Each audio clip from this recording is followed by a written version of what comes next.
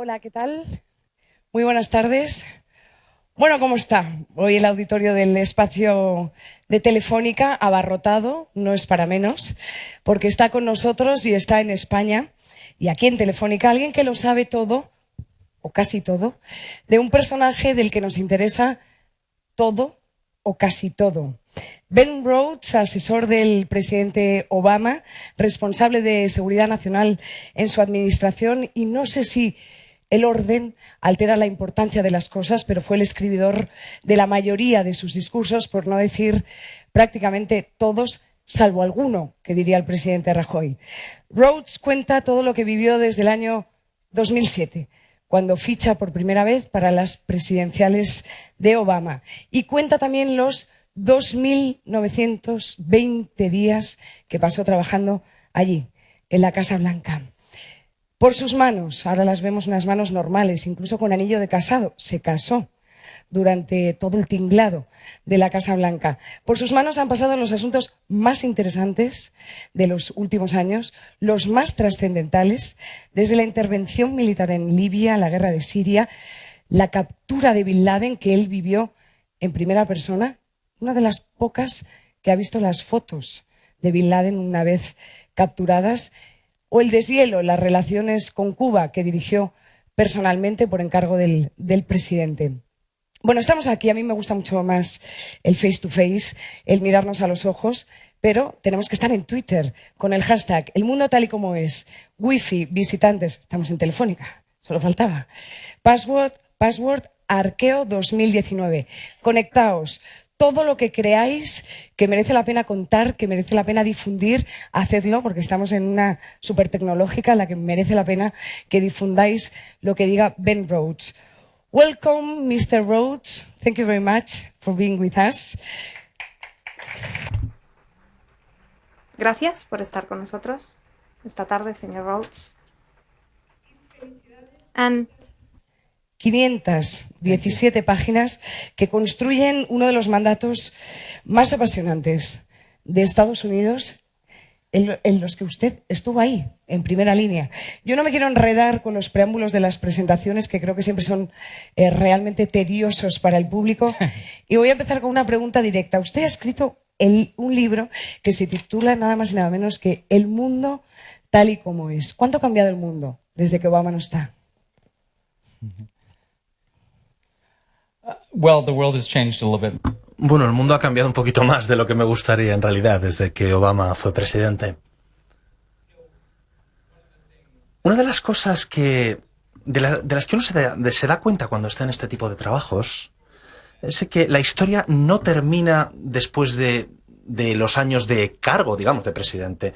En mi caso, por ejemplo, pues Obama empezó a ostentar el cargo de presidente en un momento de crisis. Teníamos problemas como por ejemplo la crisis económica global.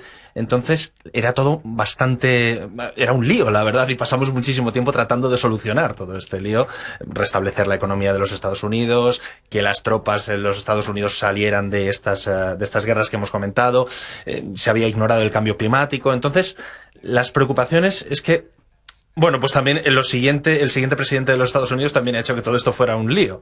Entonces, bueno, el momento en el que estamos ahora mismo, pues, por ejemplo, digamos que Obama y Donald Trump representan dos puntos de vista totalmente diferentes de cómo debería funcionar Estados Unidos y el mundo. Barack Obama, pues, aboga por una política inclusiva, diálogo entre las naciones, la cooperación entre los diferentes países, la coexistencia y la tolerancia entre los grupos raciales y étnicos.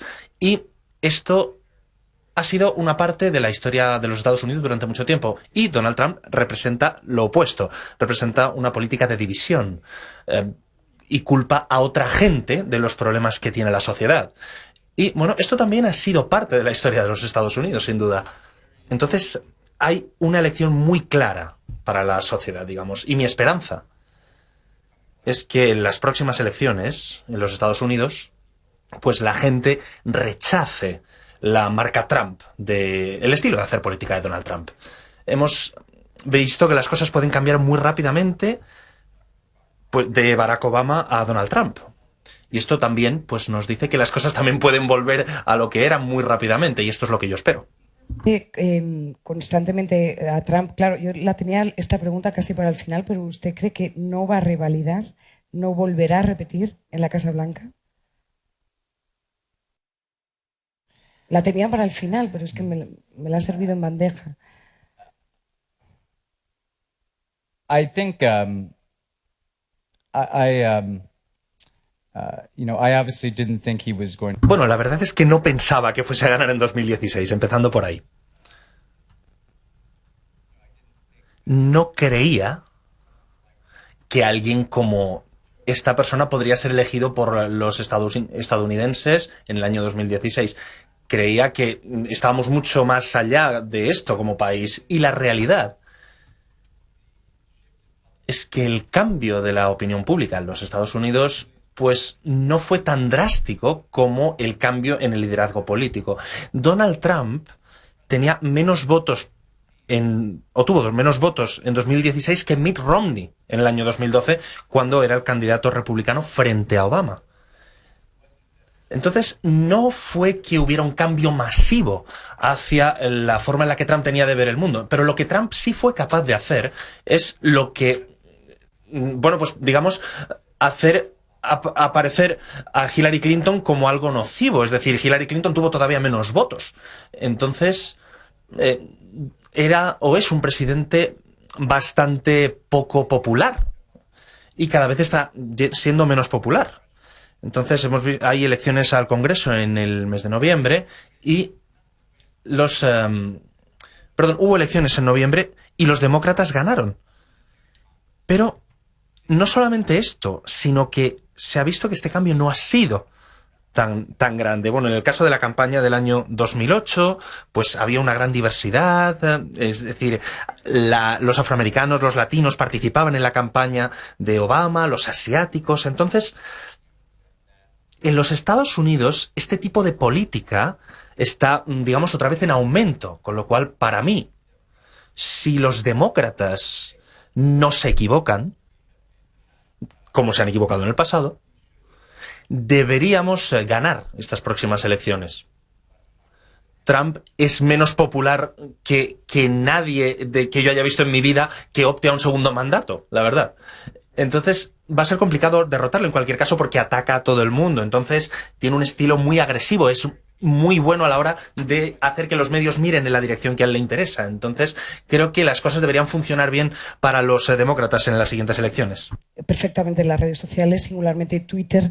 Alguien que maneja las fake news. De hecho, usted cuenta en el libro que durante el primer mandato ya se empiezan a enfrentar a las fake news que lanza Trump en su coqueteo con la candidatura republicana de Obama. Han dicho que era musulmán de origen keniano, simpatizante de terroristas.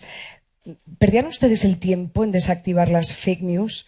¿O un dirigente no debe perder el tiempo en eso y demostrar con los hechos que son sencillamente mentira? Well, what was very interesting in writing the book. Bueno, fue muy interesante cuando estaba escribiendo el libro porque podía un poco revivir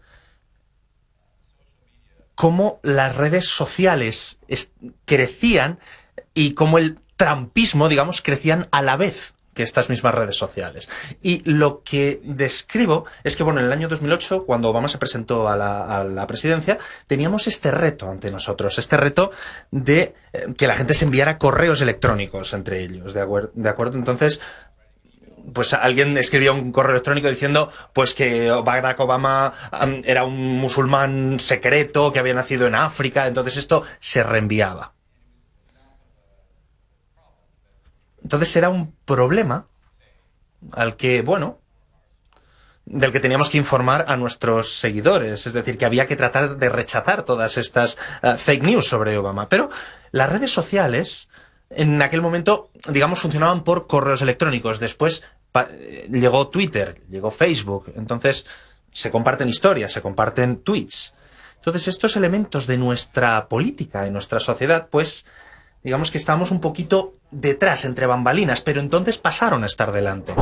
Con lo cual yo describo, bueno, pues yo me convertí en objetivo del Partido Republicano, me convertí en un tío terrible, porque claro, estaba cerca de Obama, con lo cual pues siempre había conspiraciones, digamos. Entonces, pues, por ejemplo, nos relacionaban con teorías de la conspiración, Benghazi, por ejemplo, todo este tipo de cosas. Entonces, no sabría decir cómo esto al final se acabó desvaneciendo. Después de un par de años, pues esto al final se desvaneció. Entonces, yo describo todo esto, pues cómo el servicio secreto de los Estados Unidos tenían que vigilar el lugar donde yo vivía, tenía que empezar a mirar las redes sociales para entender qué estaba pasando.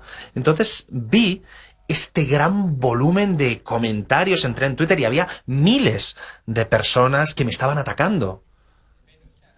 No tenía ningún tipo de sentido porque en una de las teorías pues era un agente musulmán que estaba tratando de ayudar a los extremistas islámicos de Libia, y otra teoría decía que era parte de la conspiración judeo-masónica para controlar los medios. Entonces, cosas que no tenían ningún tipo de sentido. Entonces,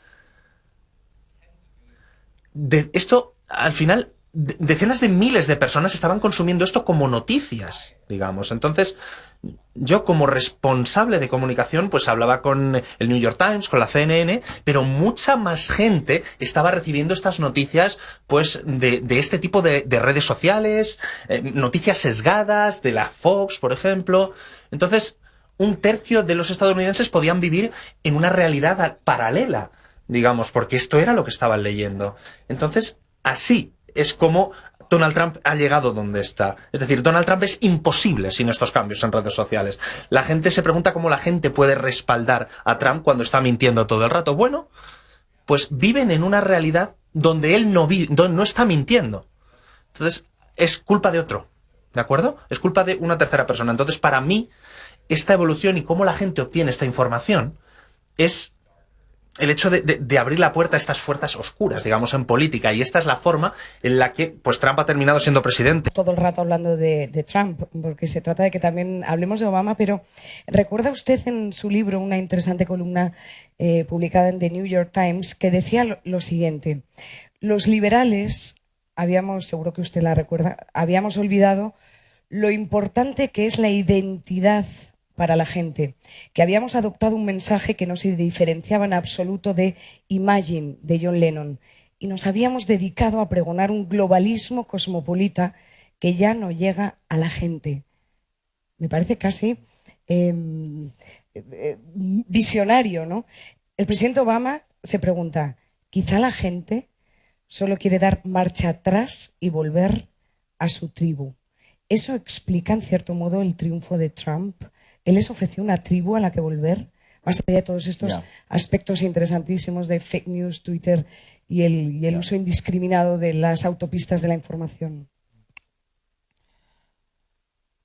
You know, what's interesting is that Lo interesante de todo esto es que Obama en sí mismo pues era muy carismático. Y podría estar por encima de todo esto, digamos. Todos los ataques que le llegaron a Hillary Clinton en 2016, todos estos ataques llegaron a Obama en el año 2012.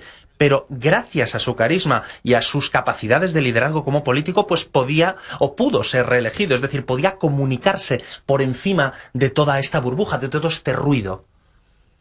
Y el problema es que pues para alguien como Hillary era más complicado, y también para otros demócratas era complicado. Creo que lo que tenemos que entender en este tema de identidad es que, bueno, creo que era inevitable que hubiese una reacción contra el cambio, digamos, contra la globalización y contra el cambio de las economías y también contra la desigualdad económica, la inmigración. Y luego, por ejemplo, nos encontramos con la crisis económica del año 2008, que pues se borra de un plumazo toda la sensación de seguridad de la gente. Es decir, la gente sentía que había perdido sus ahorros, sentía que sus hijos no iban a poder tener un trabajo, creían que la próxima generación no iba a ser tan buena como ellos o nosotros, nuestra generación, había podido ser. Y esto hace que la gente sea muy vulnerable ante pues los llamamientos a la identidad. Entonces, cuando tenemos estos problemas en la sociedad, pues es fácil para un demagogo o para un partido de estas características, pues saltar a la palestra y decir, todos estos problemas son culpa de este grupo de personas, de la inmigración en los Estados Unidos. Todos los problemas son consecuencia de los musulmanes que vienen a nuestro país. Entonces, este tipo de apología del miedo es mucho más potente en la sociedad para producir estos cambios. Entonces, cuando Obama cuando hizo este comentario, bueno, oye, ¿qué pasa si nos hemos equivocado y la gente simplemente quiere volver a sus tribus? Creo que lo que quería decir con esto es que la gente que está a la izquierda, como yo, como Obama, pues a veces se pueden equivocar en el sentido de asumir que la historia es siempre plana, digamos. Las sociedades cada vez son más inclusivas, más iguales, y esto es unidireccional, digamos, pero no es así. No es el caso. La historia muestra que siempre hay una reacción contra todo esto. Es decir, todo avance en derechos civiles y en justicia social en los Estados Unidos siempre ha provocado una reacción. Entonces, no. En cualquier caso, si seguimos trabajando podemos superarlo. Y lo que yo le digo a la gente en los Estados Unidos y lo que le digo a la gente en Europa es que, bueno, los Trumps de todo el mundo quieren que renunciemos, quieren que nos rindamos, quieren que pensemos que no hay nada que podamos hacer sobre todo esto, no hay nada que pueda hacer, no merece la pena que vote, no merece la pena intentarlo. Entonces, con este cinismo, ellos van a ganar. Pero si decimos, no, rechazo este discurso, yo voy a votar, quiero estar implicado en la vida pública, entonces podemos derrotar a esta gente. Y esta es básicamente el tema. Un paralelismo con lo que puede estar pasando en Europa, Italia, por ejemplo, Austria incluso, España en un momento dado. Ustedes que desde la sala de máquinas de la Casa Blanca reconocen que no vieron venir el fracaso de Hillary, ¿observan paralelismos con lo que está pasando? Well, we saw some of this coming because what we saw. Bueno, hemos visto este tipo de cosas, sí, hemos visto claramente una radicalización del Partido Republicano. Esto lo vimos porque lo hemos vivido en nuestras propias carnes, digamos. Y lo que digo en el libro es que, bueno, básicamente el Partido Republicano en los Estados Unidos pues pasó de ser un partido de derecha a ser un partido de extrema derecha. Entonces, si un partido... Bueno, Obama me dijo que si un partido puede decidir que el cambio climático no existe, pues pueden hacer cualquier cosa. Es decir, los hechos no importan.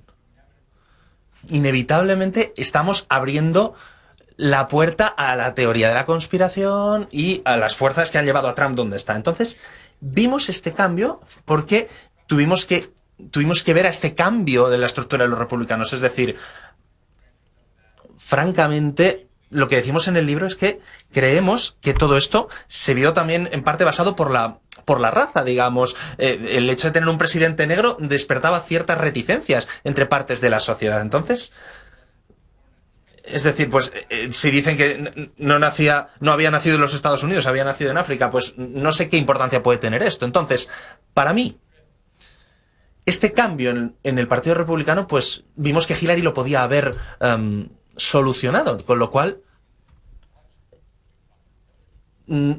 pensábamos que en una elección contra Trump pues podía derrotar a Trump.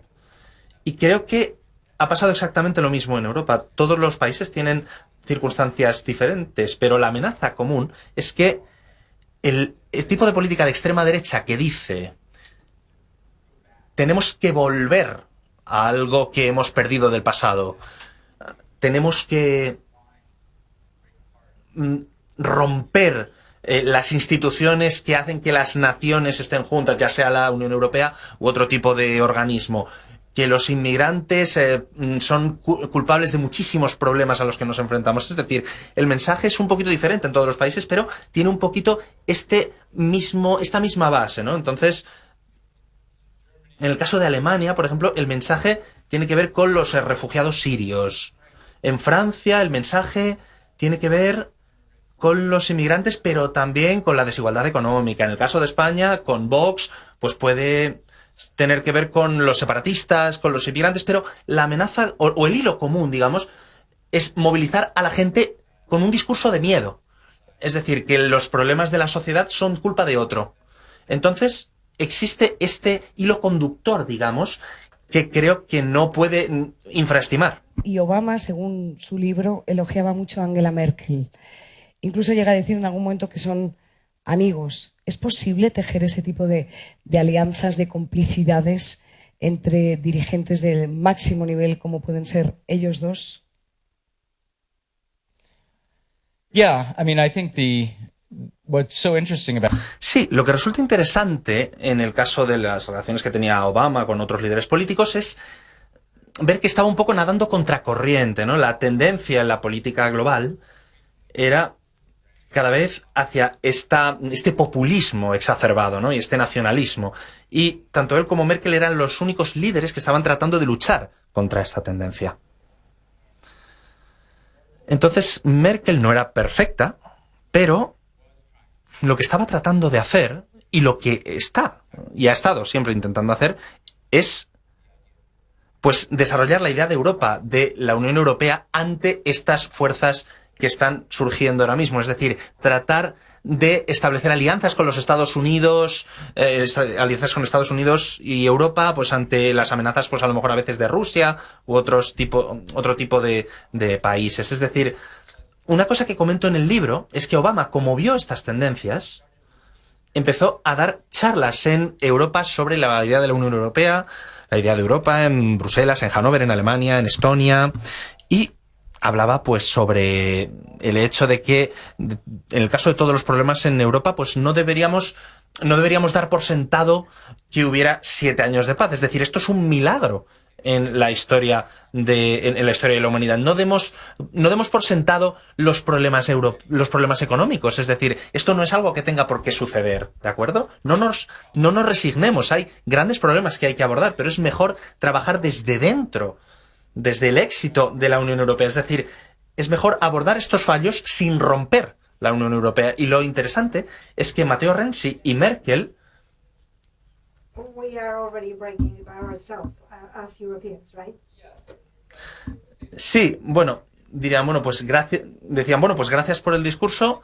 Y decía, bueno, pues es necesario que se escuche, ¿no? Entonces, David Cameron, por ejemplo, era uno de estos políticos que que culpaba muchas veces a Bruselas. Entonces, había un problema. En lugar de abordar el problema, y digo, bueno, de acuerdo, pues no es culpa mía, es culpa de estos tíos de Bruselas. Por eso está el problema del Brexit. Entonces, esto también tiene que ver con las relaciones de los líderes, pero también con el hecho de que la gente muchas veces están culpando a la gente errónea. Es decir, hay que liderar y hay que dar el callo, digamos, hay que dar la cara, hay que tener una visión global.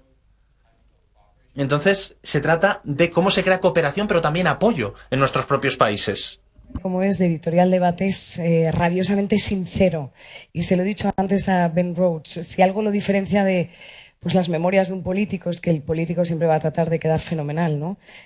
Hacerse un poco el gallito en las páginas de sus memorias. Este libro es sincero, muy personal. Creo que entra hasta la cocina de la administración Obama y sobre todo transmite sentimientos y emociones. Hay algo que el presidente Obama se preguntó, y yo quiero preguntarle a Ben Rhodes si era algo que hacía constantemente y si le angustiaba.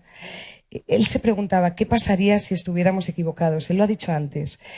Era algo que estaba de forma presente y constante en cada una de sus políticas. ¿Le preocupaba equivocarse? No,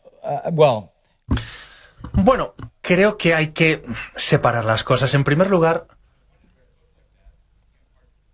bueno, leer un libro de estas características pues es interesante, lógicamente. Entonces, pues cuando empecé a trabajar para Barack Obama, pues la verdad es que tenía la posibilidad de sentir experiencias con las que estaba familiarizado. Pero también, si los políticos quieren tener credibilidad para con la gente, no te puedes limitar a decir, bueno, pues no me equivoco. Entonces, la mayor parte de las memorias políticas es, bueno, pues esta es una lista de las cosas en las que acerté, pero también me he equivocado en esto. Entonces, no siempre los políticos aciertan, por supuesto que no, y hay que ser humilde. Entonces, la complejidad de ser un ser humano con sus dudas y sus miedos, es decir, la gente muchas veces se siente distante de los líderes políticos, de las instituciones, y creo que la gente quiere aceptar que somos seres humanos, es decir, que hay que tomar decisiones complicadas. En el caso de Obama, hay una cuestión de, bueno, si estábamos acertando en términos de su proyecto general. En otras palabras, su filosofía política general de que era mejor trabajar juntos, y es decir, que una nación podía encontrar la fuerza en su diversidad y que podían abordarse todas estas cosas desde un punto de vista diverso. Es decir, utilizar la diversidad como una fuerza. Es decir, él siempre hablaba sobre la estrella polar, es decir, es la estrella que estábamos siguiendo, es decir, las cosas en las que queremos creer, las cosas que nos guían a la hora de tomar decisiones. Y este tipo de cosas, pues, lógicamente plantean dudas, pero a la hora de plantear decisiones, a la hora de tomar estas decisiones individuales, pues lógicamente te planteas si tienes razón o no. Estás respondiendo a una crisis, estás respondiendo a situaciones políticas, entonces nada de lo que hagas va a ser perfecto. Entonces, a veces crees que estás en lo cierto en algo, pero sabes que hay mucha gente que se va a enfadar y que a lo mejor pues esto va a traer consecuencias. Entonces, esto es algo complejo, hay que tratar de trasladar esta complejidad a la gente, esta complejidad a la hora de tomar estas decisiones.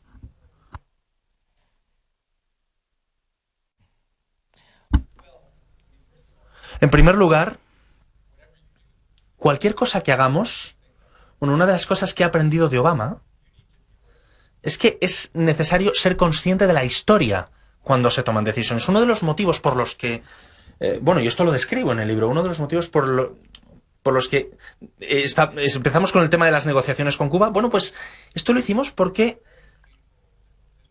quería que estas relaciones tan complicadas entre América del Norte y el Sur fueran parte del pasado. Es decir, era mucho más viable trabajar con gente de América Latina. Y en el caso de Venezuela, pues creo que estamos mayormente de acuerdo en que hay grandes problemas en este país y que Nicolás Maduro pues ha todavía empeorado estos problemas. Hay muchísima corrupción, ha minado y socavado las instituciones democráticas, pero en cualquier caso, creo que los Estados Unidos, debido a su historia, somos conscientes de que cuando estamos tratando de elegir al presidente de Venezuela, pues esto también socava el esfuerzo. Es decir, no creo que tenga por qué ser... es decir, no creo que sea positivo para el presidente autoproclamado que los Estados Unidos digan, bueno, este señor es el presidente. Creo que no es positivo. Entonces, una vez más, si estamos echando un vistazo a todo esto, en el caso de Nicolás Maduro, pues, por ejemplo, la gente... Es decir, esta no es una buena forma de pensar, imponer a un presidente, digamos. Entonces, en el caso de Obama decía, bueno, sí, queremos restablecer las instituciones democráticas, en este caso, pues en Venezuela, esto es lo que él habría hecho. Y, en primer lugar, pues diría que podemos hacer mucho más para ayudar a los venezolanos, claro. La gente que está fuera del país y demás, la gente que está en los Estados Unidos, pues podemos ayudar a toda esta gente dándoles un estatus de protección. Pero, dentro de Venezuela... Si queremos realmente romper esta situación donde tenemos aquí a la sociedad civil y aquí a los militares, hay que hablar con las diferentes facciones del país. Si queremos que los militares apoyen unas elecciones para elegir un nuevo presidente, hay que hablar con los militares. Los cubanos tienen una gran influencia aquí, entonces deberíamos hablar también con los cubanos. Entonces creo que el camino que ha tomado la Unión Europea tiene mucho más sentido, en el sentido de que estamos tratando de que la oposición y los militares hablen, es decir, que empiecen a charlar y que también los cubanos participen en esta conversación para tratar de llegar a cierto punto para que haya unas elecciones de tal manera que los venezolanos puedan elegir un nuevo presidente, no los Estados Unidos.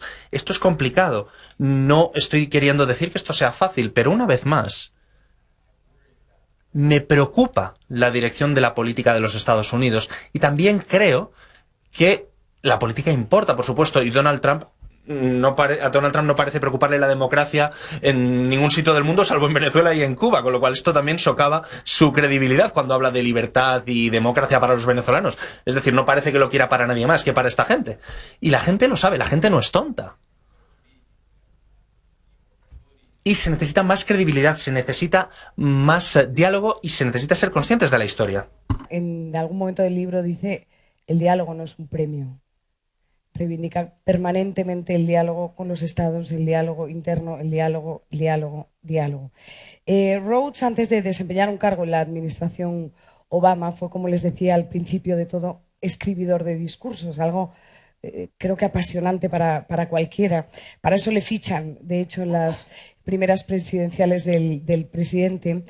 De aquella primera vez que lo conoció, por profundizar un poco también en usted y no hablar tanto de Obama, pues ya que lo tenemos aquí, ¿qué es lo que le atrajo de él? La primera impresión. Yo estoy segura que les va a encantar. So I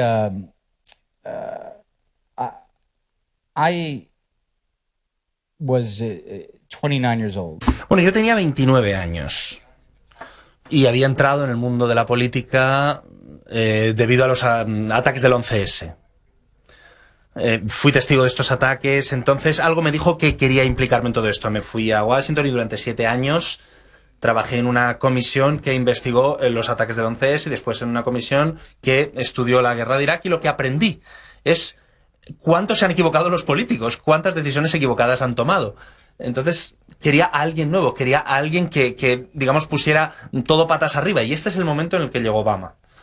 Entonces, pues quería trabajar para él y lo describo en el libro, es decir, empecé a trabajar para la campaña de Obama, pero no había conocido a Obama todavía. Entonces se me llamó para que fuese a una reunión donde estaba Obama por primera vez y entré en la sala, estaba en la cabecera de la mesa, estaba relajado y estaba muy cómodo.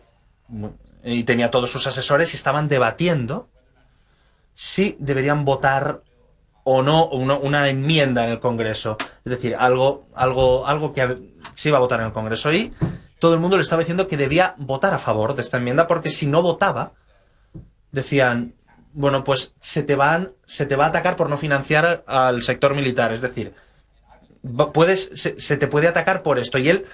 Bueno, yo la verdad es que estaba muy nervioso porque no me gustaba hablar delante de otra gente, y esto ha cambiado en 10 años, ¿verdad? Pero...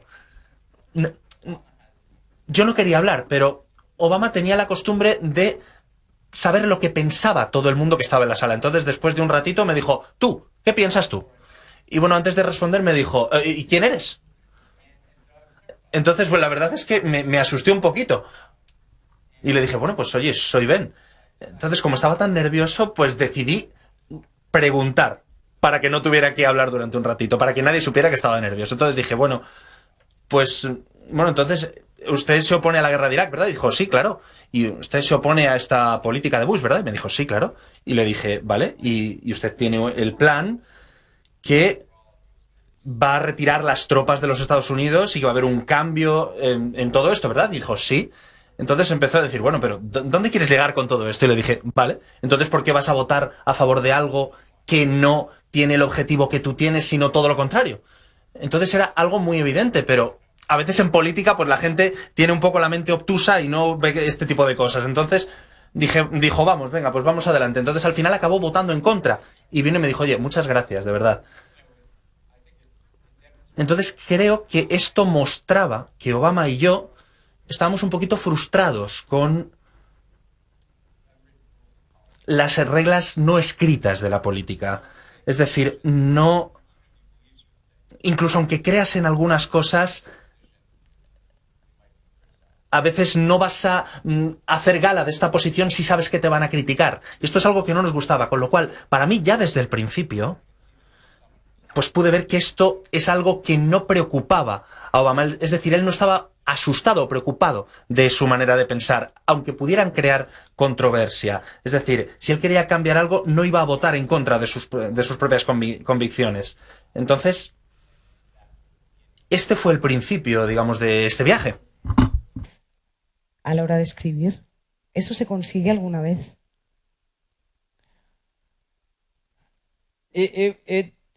To get his voice, Bueno, acostumbrarme a su voz, por un lado es complicado, porque es una persona diferente a mí, claro, tiene una experiencia vital distinta, pero por otro lado, pues él ha escrito estas memorias tan reveladoras, digamos. Pasé mucho tiempo, cuando fui a trabajar con él, pasé mucho tiempo leyendo. Por ejemplo, libros de entrevistas y demás. Entonces, cuando hablas en nombre de otra persona, tienes no solamente que escribir no solamente tienes que escribir un buen discurso, sino escribir con su voz. Entonces, lo bueno es que a él también le importaban los discursos. Entonces, él hablaba conmigo durante mucho tiempo antes de empezar el discurso. Entonces, él simplemente pues me trasladaba qué es lo que quería decir para darme ciertos consejos. Entonces, me trasladaba el mensaje. Y el punto fuerte que él tenía como político es que su mensaje no cambiaba. Es decir, su mensaje se mantuvo igual durante todo su mandato, durante todo el tiempo que estuvo en la presidencia. Entonces, por ejemplo, en esta campaña del Yes We Can, del Sí se puede, pues esto, es decir, pues hubo un vídeo musical, hubo muchísimas cosas. Entonces, funcionó muy bien, la verdad. Y a veces la gente pues se decepciona un poco, ¿no? Pues, o incluso se enfada de que a lo mejor el que describe los discursos haya cometido un error. Se le dice, no, cierra los ojos. E imagínate a John Kerry dando este discurso. Pues quizá no tenga sentido, ¿no? Funciona porque es el mensaje de Barack Obama, es en lo que él cree, es la historia de su vida, este es el poder. Es decir, no son solamente palabras negro sobre blanco, es una persona que está trasladando un mensaje. Es decir, hay que entrar en esta historia, hay que entrar en todo lo que él quiere contar sobre él y sobre Estados Unidos. Y una vez que conseguí todo esto, pues la verdad es que era muy fácil, porque yo me lo creía. Lo mal que lo pasaba cuando el discurso iba a ser pronunciado. No sé si lo pasaba peor delante de la pantalla del ordenador o cuando se iba a correr para que le vinieran las ideas o escuchando el momento en el que iba a ser pronunciado ese discurso. Yeah, I loved the process of writing these. Sí, me encantaba el proceso de escribir los discursos, pero no me gustaba nada cuando los daban, porque la verdad es que me ponía nervioso y siempre me preocupaba haber cometido un error. Y de hecho cuento una historia en el libro sobre el discurso que dio en Berlín ante 2.500 personas en el año 2008. Había estado trabajando en el discurso y nunca había escrito un discurso para ese tipo de público. Es decir, 30 personas, te vas a dirigir a muchísima gente en Alemania. Y 3 horas antes del discurso, lo estaba leyendo, y al final pues se combinaba con la historia de los pilotos norteamericanos que durante la Guerra Fría tiraban comida a los berlineses, y una mujer decía, somos una comunidad de fe. Es decir, era el mismo mensaje que teníamos en nuestra campaña. Es lo que estábamos esperando. Entonces, queríamos que esto funcionara, queríamos que este mensaje funcionara. No sé cómo funciona el alemán, pero una palabra puede significar como 9 cosas, ¿no? En alemán. Entonces, pusimos esta palabra, entonces queríamos captar toda la atención, porque Kennedy dijo, Ich bin ein Berliner, y Obama queríamos que dijera esto, ¿no? Entonces llamamos al intérprete alemán que estaba traduciendo el discurso, pues para que pudiera ser consciente de esto, y le dije, ¿hay algún problema con esta palabra? Y me dijo, sí. Gracias por preguntarlo. Esto es algo que Hitler decía en tiempos del Tercer Reich. Y dije, oh, Dios mío. Entonces, madre mía, estuve a puntito de evocar a Hitler en Berlín y habríamos dado al traste con toda la campaña. Entonces, llamé a Obama, todavía fumaba por aquellas, estaba en el hotel, le dije, oye, ¿sabes qué? Esto que hemos escrito en el discurso parece ser que estamos hablando de Hitler. Y me miró y me dijo, ¿Hitler? ¿En serio? Y dije, sí. Entonces levantó la mano y me dijo, déjame pensar un momentito. Y la verdad es que me asustó muchísimo porque te esperas que tu jefe te va a echar la bronca de tu vida. Pero empezó a reírse y dijo, ¿Hitler, en serio? Pero para mí era algo importante en Obama, ¿no? Porque si me hubiera echado la bronca, pues la verdad es que pues yo me habría enfadado o me habría asustado siempre que tenía que escribir un discurso. Entonces me preocupaba que a lo mejor pudiera enfadarse o lo que fuera. Entonces, de esa manera, la verdad es que se rompió toda la tensión. Es decir, pues estábamos en esa situación, bueno, pues hemos llegado a tiempo, no hay ningún problema, no hemos cometido el error. Pero después de eso, pues siempre me preocupaba, claro, haberme dejado algo, entonces siempre pensaba que iba a escuchar algo terrible después de aquello. Entonces esto es algo curioso con Trump porque a él no le importa lo que dice. Entonces, bueno, pues hacemos este esfuerzo de comprobar y demás. Le importa bastante menos. Como esta anécdota, el libro está trufado. Cuenta la anécdota de cuando, bueno, o la intrahistoria del discurso que pronunció al recoger el Premio Nobel de la Paz en Oslo. Nos lo cuenta la intrahistoria del discurso de Mandela en el funeral de Mandela en Sudáfrica. El libro está trufado de anécdotas que, igual que las cuenta así de bien, están igual de bien escritas en el libro, que es probablemente de lo más fascinante de esta historia, de estas 500 y pico páginas que se leen del tirón. Yo tengo un montón de preguntas que aún, si puedo, le voy a hacer, pero vosotros vais a poder preguntar. Así que me voy a callar en breve para que vayáis pensando todas las preguntas que queráis. Si nos podíamos pasar aquí horas, pero no quiero que deje de contarnos, Ben Rhodes, cómo fue el momento de la captura de Bin Laden. Las horas previas el presidente Obama las pasó jugando a las cartas, porque los líderes no sé si es que son así o él era así. Pero ¿cómo fue ese momento y cómo consiguieron que además las fotos no se filtraran nunca jamás? Usted las ha visto, no sé si escandalizarían al mundo o no. Pero está muy bien contado en el libro, no se extienda mucho porque le voy a decir una cosa. Yeah. Está aquí la editorial, no le van a comprar el libro, lo está contando todo. Sea más breve, que si no, no nos va a dar tiempo a todo. Yeah. Well, the interesting thing is that... Bueno, lo interesante de todo esto es que, bueno, esto era un secreto, digamos, cuando estábamos preparando el tema de Bin Laden. Bueno, es algo como si estuviéramos viviendo en una película, ¿no? Era algo muy curioso porque nos reuníamos todos los días y estábamos viendo dónde creíamos que estaba Bin Laden y estábamos revisando si la gente había... Es decir, estábamos viendo si habían a lo mejor quemado sus prendas o lo que sea. Estábamos intentando ver cuántos niños había para ver si estaban todos los hijos de Bin Laden. Entonces no sabíamos, creíamos que estaba allí, pero no teníamos evidencias claras de que estuviera allí.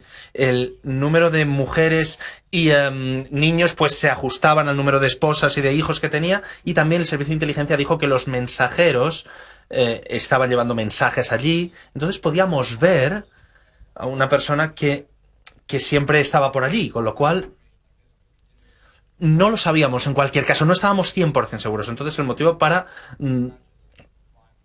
esto no es que... Es decir, a lo mejor podíamos volar a Pakistán y a lo mejor no estaba allí.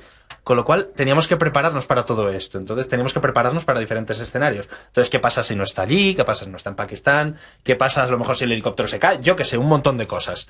Entonces, el día de la operación, estábamos allí y el helicóptero estaba yendo para allá, y hay una foto muy famosa de Obama en una habitación, sentado.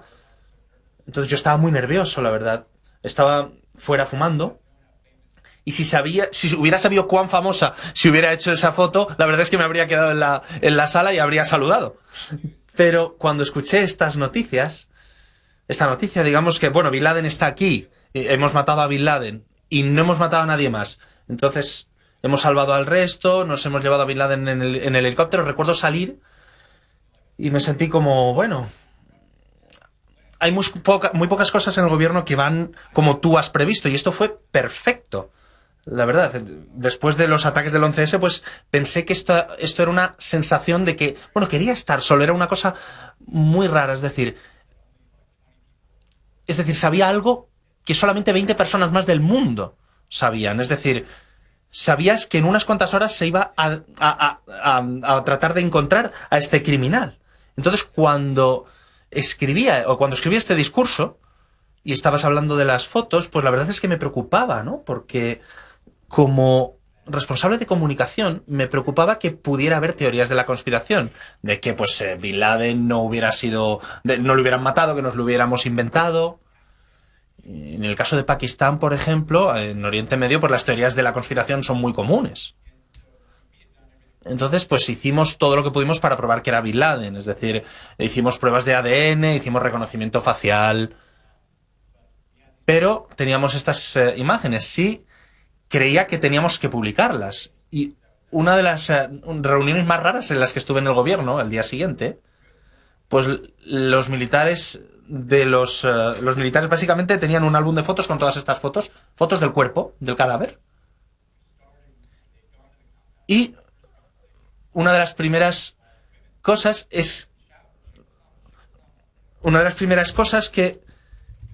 que vimos eran pues a todas las mujeres que había por allí. Entonces era un poquito, digamos, obsceno, ¿no? Porque era un documento que no sabíamos si debíamos publicarlo por la crudeza de las imágenes. Entonces, todo el recinto, el helicóptero, la base en Afganistán, es decir, hasta que al final pues se acabó con su cuerpo en el océano, pues fue todo un proceso, con lo cual algunos expertos decían, bueno, si hacemos una tumba, esto va a ser objeto de peregrinación para los terroristas. Con lo cual yo quería publicar estas imágenes, estas fotos, para probar que era Bin Laden. Y eran imágenes, la verdad, fascinantes. Es decir, imágenes muy profundas. Ver cómo su cuerpo pues caía al agua, cómo caía al océano. Pero Obama dijo no. Si publicamos las fotos, pues va a parecer que estamos celebrando la muerte de otro ser humano. Y esto podría provocar protestas y rabia. Y la verdad es que creo que tenía razón. Lo curioso de todo esto es que tomó esta decisión y yo estaba muy preocupado diciendo, ¿cómo vamos a lidiar con estas teorías de la conspiración? Y el mismo día Al-Qaeda dijo que habían matado a Bin Laden, con lo cual estaba confirmando algo de forma mucho más fiable de lo que yo pudiera haberlo hecho, de una forma un poco rara, ¿no?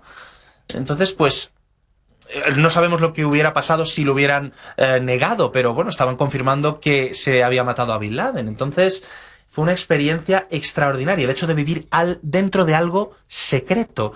Y pues crees que puede ir mal, pero luego al final va bien. Entonces las noticias se pueden filtrar a todo el mundo de forma inmediata. Y la verdad es que no hubo nada igual. Del asesor que está cerca del líder, la cuenta muy bien Ben Roach en el libro y nos va transmitiendo esa angustia. Incluso su hermano, que se dedica a los medios de comunicación, cuando él atesora alguna decisión muy importante, se tiene que morder la lengua para no compartirla con él, que le hubiera hecho el agosto a su hermano, ¿no? Pues no cuenta nada. Y transmite muy bien, la verdad, la soledad que vive este hombre y esa vida paralela entre lo que puede contar, lo que no puede contar, lo que vive de verdad y lo que vive en la Casa Blanca. La verdad que el libro está francamente bien. Voy a abrir el turno al público, pero yo le tengo que preguntar una cosa. ¿Cuánto mandaba Michelle?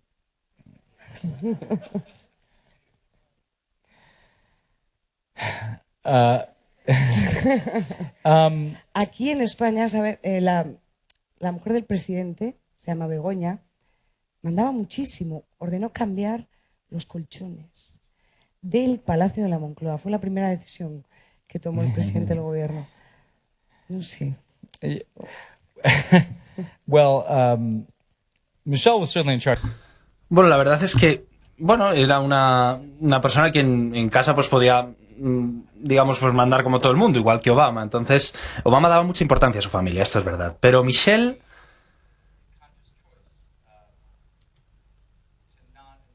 no quería implicarse motu propio en asuntos políticos.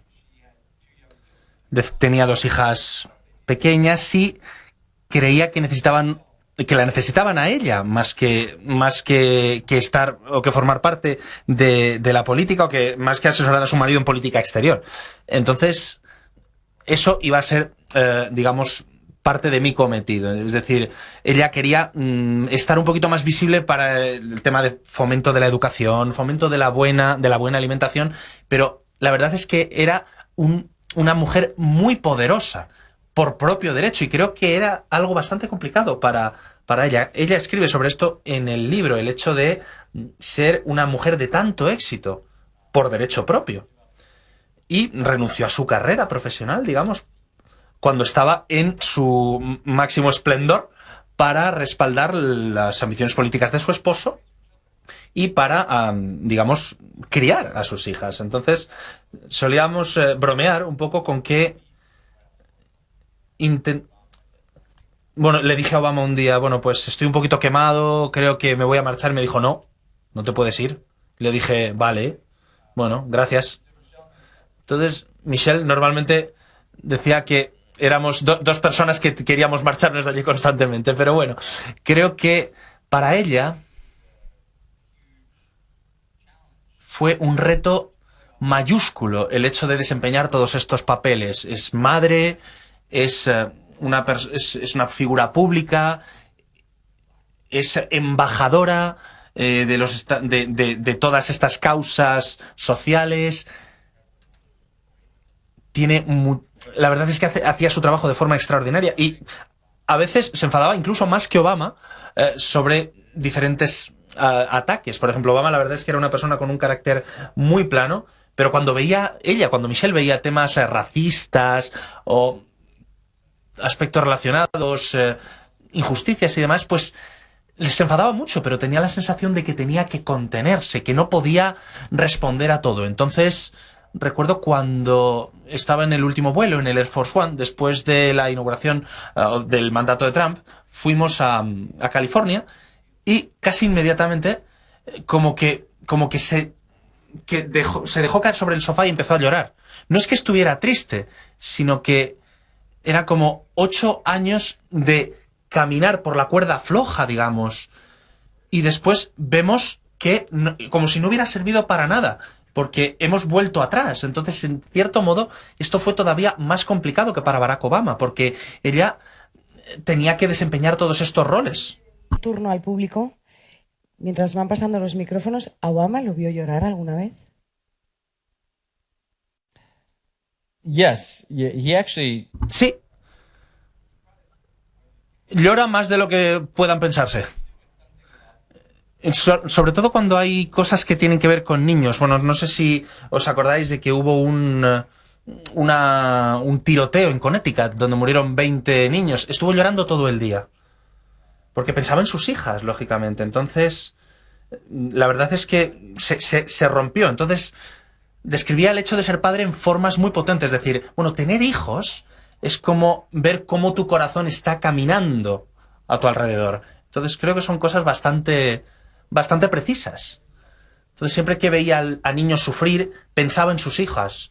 Y esto, bueno, por esto se rompían lágrimas. Mandela sufría mucho por no poder ver a sus hijos, y eso también a él le removía. El libro, la verdad que es una novela. Si no fuera porque este hombre estuvo allí y que yo sepa es de carne y hueso, pensaríamos que es una novela realmente. Por ahí una pregunta. No sé si en español o en inglés. Pues como quieras. Bueno, si no en español. Either is fine, because I have translation. Bueno, en cualquiera, porque tenemos servicio de interpretación. ¿Tiene usted sobre Bernie Sanders y si ha creado algún tipo de movimiento en el Partido Demócrata americano o algún cambio de opinión o de tendencia? Gracias. Yeah, the thing about Bernie Sanders... Bueno, el caso de Bernie Sanders es que ya ha cambiado el Partido Demócrata, es una realidad. El movimiento que desarrolló en el año 2016 no fue suficiente para derrotar a Hillary Clinton como candidato, pero fue capaz de plantear problemas y de establecer una agenda. Esto ha ayudado a dar forma al partido para que haya evolucionado durante los 2 últimos años. Entonces, ideas como, por ejemplo, pues lo que llamamos el servicio médico para todos, la asistencia universal, que todo el mundo esté dentro del sistema. Esta no es la posición común dentro del Partido Demócrata. y él aboga por una enseñanza gratuita, enseñanza universitaria gratuita. Esto no es algo habitual. Entonces, ha cambiado también la naturaleza del debate, en formas que creo que son bastante sanas. Es decir, y esto habla de cómo hemos evolucionado y cómo hemos cambiado. Y para mí, hay gente que dice, bueno, pues tienes que estar muy triste porque Trump se ha dado al traste con parte de vuestro legado. Bueno, sí, eso me entristece, lógicamente, pero creo que lo veo de una forma diferente.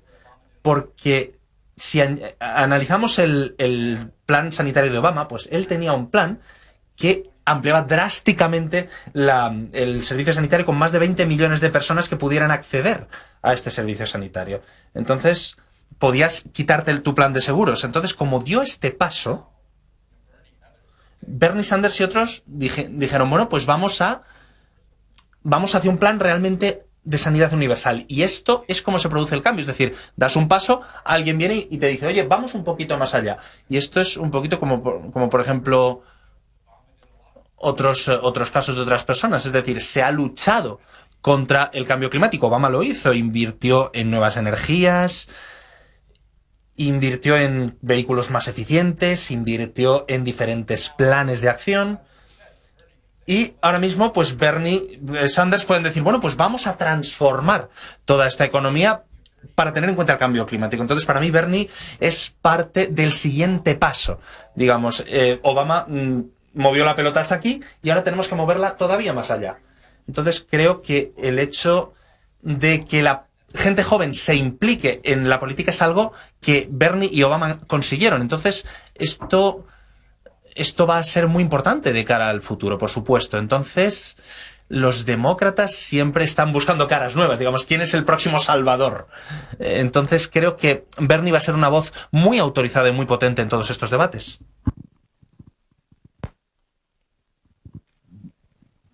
Hola, muchas gracias. Yo quería pedir tu consejo como mujer progresista, porque cuando intento entender el panorama político y intento entender por qué la gente está votando como está votando en Europa o votó a Trump, obviamente tú has dicho que lo hacen por miedo, van a la parte emocional, ¿no?, de la gente que vota. Entonces, intento entender qué nos pasa a los progresistas, que nos movemos más quizás por la parte racional, y lo que está pasando es que no sale la gente a votar. Vosotros con Obama lo conseguisteis, Yeah. y tú como con tus discursos, o sea, yo recuerdo esa época que era una época emocionante, o sea, como persona progresista racional, él era capaz de despertar esa emoción. Entonces, mi pregunta es, ¿cómo podemos hacer ahora para conseguir que toda esa gente que no votaba vuelva a votar? O sea, obviamente Obama era un líder de un carisma increíble y quizás Ocasio-Cortez, aunque no vivo allí, Yeah. creo que despierta un poco ese sentimiento también. Pero, ¿qué se puede hacer para desde la emoción, que la gente progresista vote? Todos cogiendo nota Yeah. aquí. Que... Yeah. First of all, I think what would be best for Personalmente creo que lo que sería mejor para, bueno, como progresistas, creo que deberíamos hacer un cambio en el mundo. Si pusiéramos a las mujeres a cargo de todos los países, posiblemente creo que se solucionarían muchos problemas. Pero bueno, si analizamos, por ejemplo, Trump o Putin o Netanyahu, es decir, diferentes Bolsonaro, este tipo de gente, son inseguros. Son hombres inseguros con grandes problemas. Pero, al hilo de su pregunta, creo que hay dos cosas muy importantes. Dos cosas que importan bastante. Tal y como hemos dicho, bueno, Trump podía hacer crecer el voto. O sea, no pudo hacer crecer el voto republicano. Tuvo menos votos que en las elecciones anteriores. Entonces su estrategia era, bueno, pues si puedo hacer que Hillary Clinton no parezca diferente a mí, puedo ganar. En otras palabras, bueno, estoy hablando como fan de Trump, ¿vale? Si la gente sabe que yo miento, pero también saben que ella miente y que todo el mundo miente, no importa. La gente sabe que soy corrupto, pero si hago que Hillary parezca como una corrupta, pues no importa. Entonces, él alimenta esta idea de que todos los políticos son como una gran empresa, ¿de acuerdo? Entonces, como que parece que no merece la pena votar. Pero los jóvenes, pues normalmente todo el mundo se centra en estos votantes indecisos, digamos, que van cambiando de voto. En Virginia, por ejemplo, en Virginia Occidental, pues votaron por Trump, pero esa gente solía votar por los demócratas. Entonces el motivo por el que se perdió es porque la gente joven no fue a votar. Es decir, no se consiguieron las cifras que se consiguieron con Obama, porque percibieron que no había diferencia. Es decir, que todo el mundo miente, que todo el mundo es corrupto. Entonces lo primero es que la gente tenga claro que hay diferencias y que las cosas importan y que hay que decirles que la estrategia de Trump es que tú te rindas, que pienses que la política está rota. Los políticos, en última instancia, son el reflejo de la democracia, de nosotros. Entonces, si no nos gustan este tipo de cosas y elegimos no hacer nada, pues esto es lo que va a pasar. Si eres joven y crees que los políticos están ayudando a destruir el planeta, no haces nada no votando. Entonces, lo primero es conseguir que la gente se dé cuenta de que hay posibilidad de elección y que las elecciones importan. Es decir, no hay que simplemente limitarse a decir es que las cosas van a estar peor.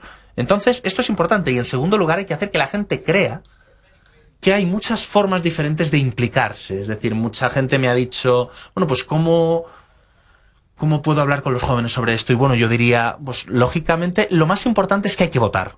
Y esto es lo primero que digo. Estas decisiones importan para vuestras vidas. Entonces, la gente mala, digamos, está intentando que os rindáis. Pero lo segundo es que, bueno, esta no es la única forma en la que nos podemos implicar. También podéis votar, podéis lanzar una nueva organización, podéis abogar por defender el mundo ante el cambio climático, podéis denunciar la desigualdad económica, podéis preocuparos de los derechos de las mujeres. Es decir, hay muchas formas de entrar en la vida pública. Obama empezó como un organizador comunitario y entonces con este sentido de organización, pues quizá muchas veces si somos, a lo mejor un joven no sabe muy bien qué es lo que le preocupa, pero si a lo mejor llega otra persona y empieza a hablar con sus amigos y dice, oye, vamos a marcar la diferencia con esto, vamos a hablar, y empiezas a hablar con amigos y otro con sus amigos y demás, podemos hacer que la gente joven se implique. Y incluso pueden ir puerta a puerta para decirles lo que les importa. Entonces pueden hacer que otra gente vaya a votar. Entonces queremos que la gente vote, pero queremos que otra gente se implique. Y no solamente que vote, sino que organice. Y que se implique en diferentes aspectos. Que se implique en la sociedad civil. Que se implique en debates, en línea, en público. Porque si el gobierno... Es decir, si el gobierno reflexiona y tiene en cuenta a los jóvenes, pues tiene mejores resultados. En el caso del Brexit, los jóvenes estaban en contra, pero no votaron. Con lo cual, ¿qué pasa? Brexit. Entonces, son los que lo van a sufrir. Los jóvenes lo van a sufrir. A la gente, pues ya de la tercera edad, pues le da un poco igual, porque no lo van a sufrir. Pero los jóvenes sí. El cambio climático es un ejemplo perfecto. A la gente ya mayor, pues no le importa tanto porque no van a tener que vivir con ello. Entonces les va a dar un poco igual que el mundo cambie irreversiblemente a peor. Pero si a los jóvenes no les gusta, pues no solamente tienen que votar, sino que tienen que implicarse. Y creo que esto lo estamos viendo cada vez más en los Estados Unidos y estamos viendo toda esta tendencia. Y en el caso de Ocasio-Cortez, pues estamos viendo un poco que dicen, bueno, pues yo tengo una voz. Y esta mujer está un poquito llamando la atención a nivel nacional y está siendo algo muy potente para la gente. Es decir, la gente dice, oye, pues yo puedo hacer esto también. Si ella ha podido, ¿por qué yo no voy a poder? Bueno, alguna más vamos a... Vale, por ahí al final, luego por aquí, luego por aquí. Sea un pelín más breve que nos echan. Oh, sure. O sea, igual I'll be nos brief. podemos Sorry, I don't want to get kicked out. o sea, al mercado de la reina y hablamos, pero es que... Gracias, Venga. Ben, por tu interesante charla y por tu visita. Yo quería aprovechar que habéis estado tan cerca de una persona tan influyente y tan sensible con temas como el cambio climático. Entiendo que era no solamente una sensibilidad hacia el cambio climático, sino un cambio global que estamos viendo en el mundo que cada vez es más rápido, ¿no? Obama le tocó la crisis que vino después de Lehman Brothers y me consta que tuvo asesores de economía muy importantes y y que fue sensible con este tema. Entonces, hay economistas en aquel momento hablaban de que el capitalismo había llegado en ese punto a un punto en el que ya no tenía más remedio que cambiar. No quiere decir que desapareciera, pero tenía que cambiar de forma. Me interesa mucho que nos comentaras algo sobre esto, que se hablaba en el gabinete de Obama sobre este tema y si unos posibles cambios en las reglas de la economía, etcétera, que podían estar cociéndose en ese momento. Gracias. Yeah. Well, to try to be brief, Bueno, para tratar de ser breve, el objetivo inmediato era pues que evitar que la economía se colapsara, ¿de acuerdo? Entonces, con el estímulo del $1 billón y un plan que tratara de estabilizar los bancos.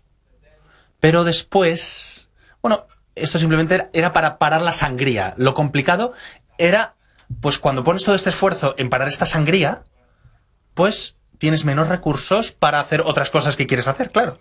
Entonces, en lo que nos centramos fueron dos cosas. En crear una red de seguridad de tal manera que el plan sanitario pudiera proteger a la gente, por ejemplo. Pero otro tema fundamental es cómo reestructuras las economías para que sean justas. Y creo que el principal reto reside en la desigualdad. Entonces, para nosotros, en cierto momento,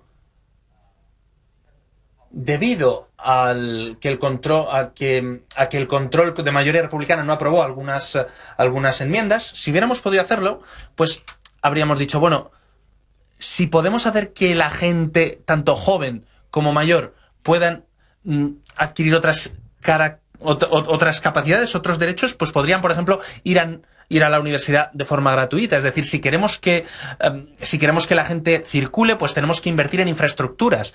Esto lo necesitamos en cualquier caso. Y si queremos abordar la desigualdad, necesitamos un código fiscal. Entonces necesitamos gravar más las mayores fortunas. Entonces, digamos, hay que crear cierto sentido de justicia, de tal manera que solamente llegamos a la mitad de este proyecto. Entonces, tratamos de ampliar esta red de seguridad, pero cuando intentas llegar a la gratuidad de la universidad, a las infraestructuras y a la desigualdad, pues no pudimos aprobar las enmiendas en el Congreso. Entonces, los demócratas estaban, digamos, desarrollando estos planes, pero dijeron, bueno, pues no podemos garantizar esta renta básica, entonces no podemos garantizar los trabajos sin esto. El gobierno debería tratar de ayudar a la gente a buscar trabajo. Entonces creo que este tipo de cosas, es decir, cómo se cambia la naturaleza del capitalismo para que sea justo y no desigual, es lo que va a dominar la política. De hecho, estas posiciones cada vez son más populares que las otras posiciones.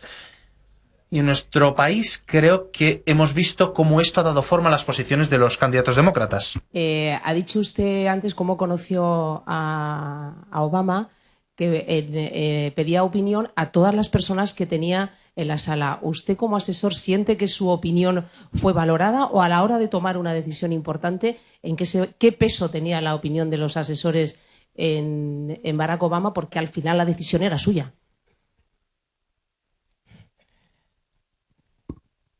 he did, and the interesting...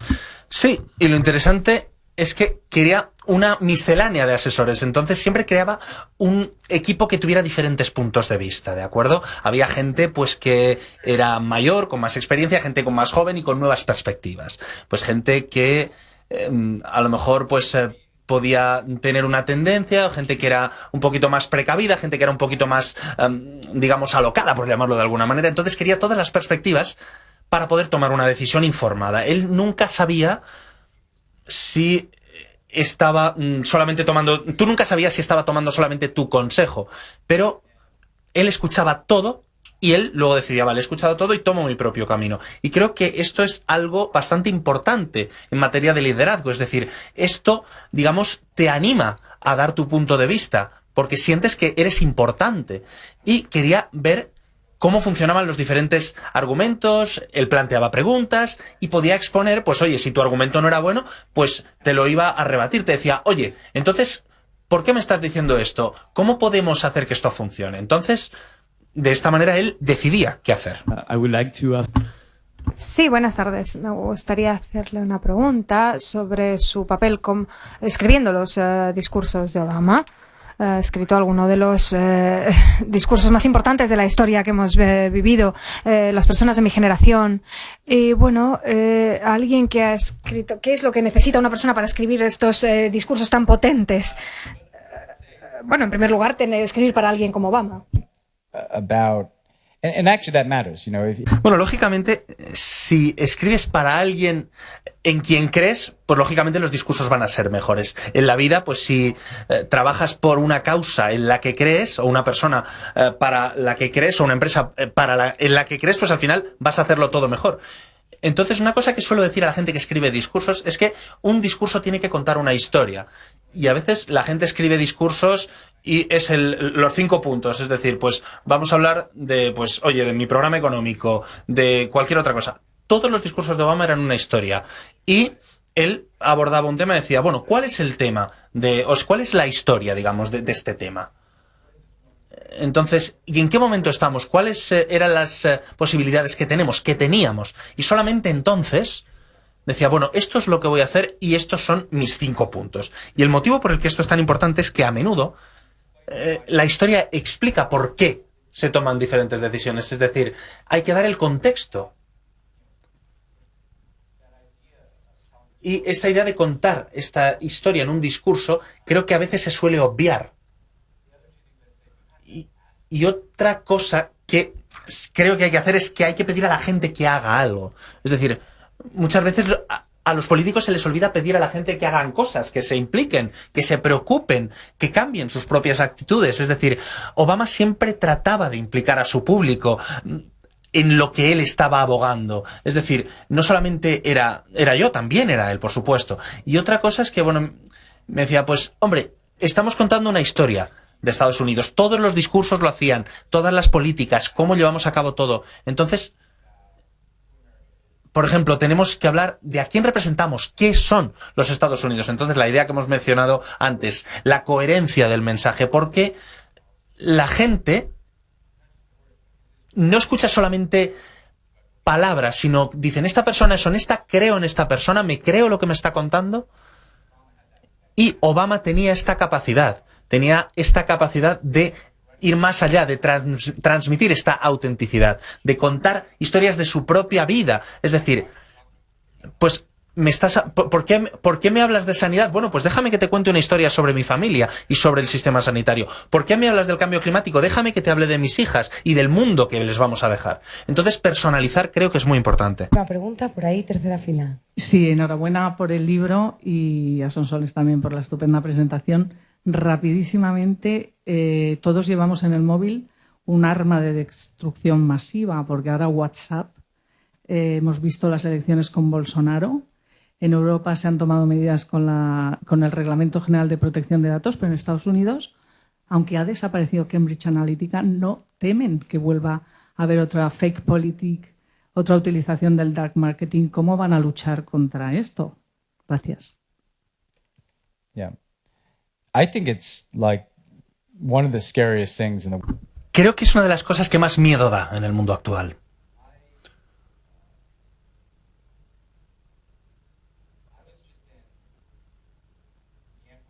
Estaba en Myanmar, en Birmania. Hace 10 años no había internet. Nada, cero. Y prácticamente de la noche al día, el 95%. Pues porque cambiaron las redes de telecomunicaciones, todo empezó a ser inalámbrico, todo el mundo tenía un teléfono porque no había ordenadores y no había Google porque Google, pues bueno, tiene sus diferentes características, entonces solamente tenían Facebook. La gente no podía, es decir, no podía evaluar, no podía saber lo que era cierto y lo que no, porque no tenían Google. Es decir, no tenían acceso a información, no podían. Es decir, lo que veían era lo que se pensaban que era real. Es decir, todo lo que veían en Facebook era odio. Entonces, estas campañas de odio que hemos visto, si queremos, por ejemplo, saber qué es lo que ha pasado con minorías musulmanas, pues esto es lo que ha pasado. Estas campañas de odio. Esto es una sociedad sin protección, pero incluso en el mundo occidental, en los Estados Unidos. El 50% de las personas reciben las noticias a través de Facebook. si hay un periódico o si hay buenos periódicos, como por ejemplo, bueno, pues Rusia simplemente puede crear una buena historia, la pone en un periódico, pero también la puede poner en Facebook. Entonces la gente no tiene ni idea, no tiene forma de discriminar si esta información es creíble o no, pero simplemente la están leyendo y la validan en el momento en el que la están leyendo en una red social. Es decir, y pueden estar de acuerdo con ella. Incluso entonces, si creemos que Hillary Clinton es mala y luego escuchamos todas las historias sobre cómo Hillary Clinton es corrupta o está implicada en la trata de niños o está implicada en digamos, ocultar su mala salud o lo que sea, pues nos lo vamos a creer. Y esto es lo que pasa en las elecciones. Y lo que Rusia hace, por ejemplo, es que encuentra las divisiones que existen en la sociedad. Entonces, una noticia falsa, pues por ejemplo, va a tener que ver con el hecho de alimentar esta división. Con la gente, por ejemplo, que alimente el separatismo en Cataluña y la gente que está en contra del separatismo. Entonces quieren aumentar esta división incluso en amigos. Es decir, quieren que se tiren los trastos a la cabeza. Quieren quieren crear contenido de esta manera. Entonces, no hay protección, no hay red contra todo esto. Es un fenómeno muy potente, es una fuerza muy poderosa. Y otra cosa que hay que entender es que el modelo de negocio de Facebook es que cuanta más gente comparta contenido, pues más dinero ganan. Con lo cual, si la gente hace clic en algo, pues oye, estupendo para ellos. No importa lo que sea. Y no importa en lo que la gente haga clic. Información sensacionalista. Por esto Trump ha llegado donde ha llegado. Si dice algo, o si dice algo, una barbaridad, es más probable que esto llegue a mucha gente porque sus amigos o los amigos lo van a compartir entre ellos. Es decir, esto es mucho mejor que en estos informes tan aburridos sobre el cambio climático. Pues si dice Trump que los inmigrantes vienen y violan a gente, pues esto se va a convertir en algo mucho más, una tendencia mucho más importante en las redes sociales que en nuestros informes sobre cambio climático. Entonces creo que todo esto necesita una respuesta política. Creo que tiene que haber regulaciones. Es decir, no queremos llegar al caso de China, donde el gobierno controla Internet, pero debe haber normas básicas. Es decir, la gente debería saber si la información que recibe está verificada y es creíble. ¿De dónde viene? Francamente, pues Facebook muchas veces Facebook no nos puede decir de dónde viene esta información. Entonces esto también desempeña un papel, claro, porque la realidad es que funcionan como una empresa de red social, es decir, le dan a la gente noticias, pero no son noticias reguladas, es decir, no saben cuáles son las normas de una empresa de medios de comunicación. Entonces creo que las normativas y las prácticas internas de estas empresas tecnológicas tienen que, en última instancia, reflejar las normas en las que insistimos en el caso de los periódicos. Es decir, tienen que ser veraces porque quieren decir, bueno, pues no somos una empresa o no somos una red social, pero queremos promover Internet en todo el mundo de forma gratuita, pero lo que hacen es que ganan dinero a través a través de que la gente comparta contenidos, a través de la distribución de estos contenidos. Entonces, de esta manera hay cierta responsabilidad. Es decir, hay que establecer algunas normas, algunas reglas. Sé que los Estados Unidos están yendo en esa dirección, no en el caso de Trump, porque él se beneficia de toda esta realidad paralela, pero creo que tenemos que hacer frente a todo esto. La tecnología está cambiando nuestras sociedades de forma mucho más rápida de lo que podemos responder a los cambios. Y los cambios que hemos visto crean más división. Como estamos terminando, me gustaría decir, bueno, que creo que esta no es la realidad inevitable de las cosas. Es decir, hoy la gente se puede sentir muy deprimida y pues puede pensar que las cosas son terribles, pero creo que a largo plazo la gente sabe todo esto y lo puede sentir, sabe que hay algo que no está funcionando, sabe que hay algo que no funciona en la política, sabe que hay algo que no funciona en la forma en la que las cosas cambian. Entonces, simplemente, bueno, Barack Obama decía que su héroe político era John Fitzgerald Kennedy porque recordaba sus palabras. Decía, no recuerdo sus políticas, recuerdo sus palabras. Entonces el impacto que tuvo Obama, las cosas que decía, es que, bueno, la gente prefería este tipo de liderazgo. Simplemente ahora mismo no se está haciendo esto, no tienen esta posibilidad. Entonces, creo que la gente, si no está satisfecha con algo, se tiene que levantar. Porque creo que existe esta sensación en este momento de que estamos en una época peligrosa y preocupante. Y creo que podemos podemos restablecer la situación cuando cuando nos pongamos a la altura y solucionemos todo esto. Bien, asesora bien y es puntual. 8:30, clavado. Gracias, de verdad. Y una vez más, confirma que el turno del público siempre tiene las mejores preguntas, con lo cual, si tenéis algunas más, este libro os las va a contestar seguro. Y además es que aquí está la historia, como no te la va a contar una serie, porque esta es de verdad. Gracias, thank you very much, Ben Rhodes, for being here. Thank you. Thank you. Thank you. Ahora va a estar firmando ejemplares ahí a la vuelta. No perdáis la oportunidad de que Ben Rhodes os eche un garabato en este librazo que es un must ya en cualquier biblioteca de casa. Thank you. Thank you. Gracias. Thank you very much. Muchas gracias.